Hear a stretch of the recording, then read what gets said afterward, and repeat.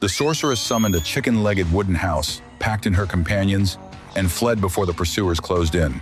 Just as the enemies closed in, the chicken-legged house splashed into the dark river. What they saw drifting away was only a decoy meant to pull them downriver. The real house stayed underwater, waiting until the hunters had moved far enough away. By the time the hunters noticed the trick, they had already left the real house behind. They struck the house with spells, then wrapped ropes around it from every side. But when they burst into the wooden cabin, they found only empty rooms. Furious at being fooled, they set the wooden house on fire. The hunters were closing in, and only the water spirit could get them across the river. The sorceress decided to use the water spirit's curiosity against him. Lucy moved to the riverbank as bait, counting on the water spirit to surface.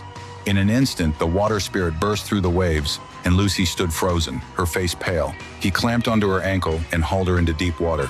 Just then, Evan rushed forward and pulled her back onto the shore. Their failed trick only made the water spirit more determined to block the crossing. With no other option, the sorceress pulled out a rotten apple, uncorked the vial, and poured the water of life over it.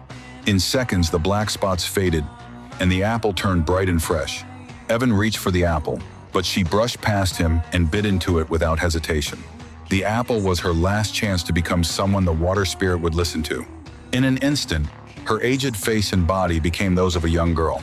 Evan was stunned, but the water spirit could not take his eyes off her. Once she saw he was interested, she got him to carry the whole group across. Soon they stepped onto a small, moss-covered island. A huge iron chain lay buried at the island's center, too heavy for anyone to move. The sorceress swallowed the strange fruit, and golden power burst around her, giving her the strength to pry open the iron ring with ease.